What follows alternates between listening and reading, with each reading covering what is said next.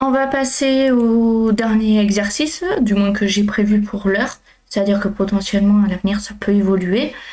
Donc, enfin du moins petit exercice, hein, j'entends. Donc, pour ce faire, toujours dans démo underscore JS, j'ai mon script.js, mon index.html. Ici, donc, j'ai mon script.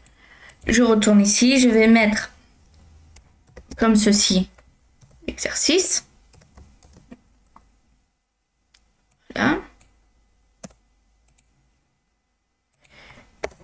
Et là, j'envoie la ligne. Donc, vérifiez si une année est bissextile. Une année est bissextile si elle est divisible par 4 et non divisible par 100.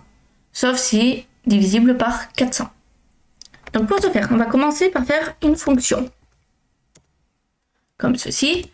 Je vais l'appeler it. Donc, je vais reprendre le terme. Hein, pour éviter de faire une faute d'orthographe. Voilà. Comme ceci. Donc, it bissextile. Alors, toujours mettre des majuscules entre les différents mots, hein, bien sûr. Donc, et là, je vais passer en paramètre année. Comme ceci. Alors, bien sûr, si vous pouvez écrire en anglais, moi, je continue de faire en français pour ceux qui ont du mal. Là, on va faire nos conditions. Donc, je vais l'écrire en entier. Si année pourcent de 4, mince, 4, c'est égal de manière absolue à 0. C'est divisé par 4, c'est égal de manière absolue à 0. Donc, toujours dans nos parenthèses, double E, année, pourcent, donc un E, de 100,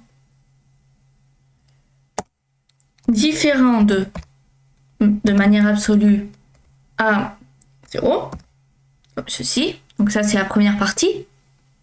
Donc, si, donc, on ouvre une parenthèse.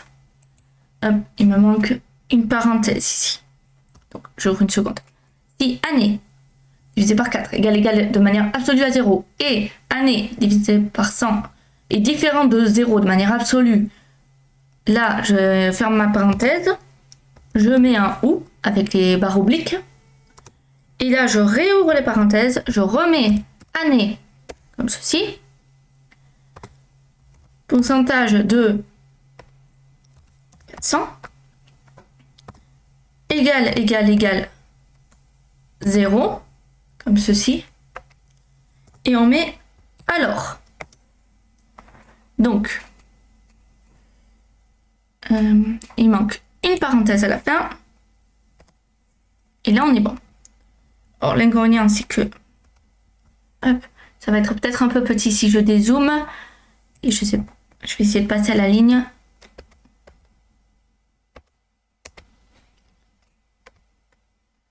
Je vais mettre le OU à la ligne, comme ceci, et comme ça je peux zoomer.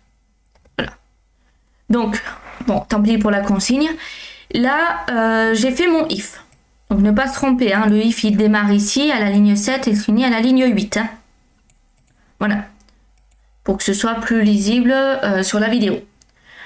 Je vais faire donc un console log. Donc c'est-à-dire que ici, je mets un log comme ceci et dedans je mets année plus guillemets, donc et une année.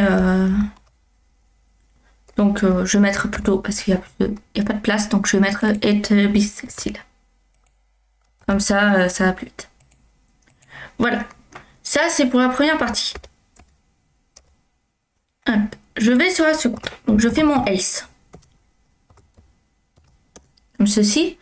Là, je mets un log. Et là, je mets donc année, toujours dedans. Je rappelle ma variable. Donc, plus n'est pas bissextile. Ok, très bien. Donc, je sauvegarde. Dans un premier temps, bon, il se passe rien, c'est normal.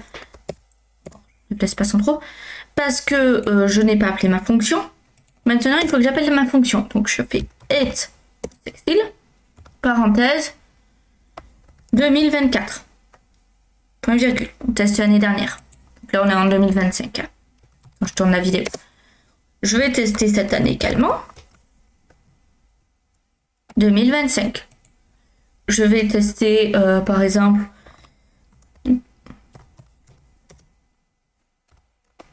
1900, point virgule, et une dernière date, je vais tester 2000, point virgule. Or, je mets bien mes points virgules toujours, car en JavaScript ça passe sans, mais avec d'autres langages de programmation ça ne passe pas. Je sauvegarde. Alors, là, comme on peut le voir, il faut que je mette un espace en plus. Et j'ai une erreur au script ligne 9. Il manque un E. Je rajoute. Voilà. Donc 2025 n'est pas bissextile. Très bien. 2024 est bissextile. 1900 n'est pas bissextile. 2000 est bissextile. Voilà pour cet exercice.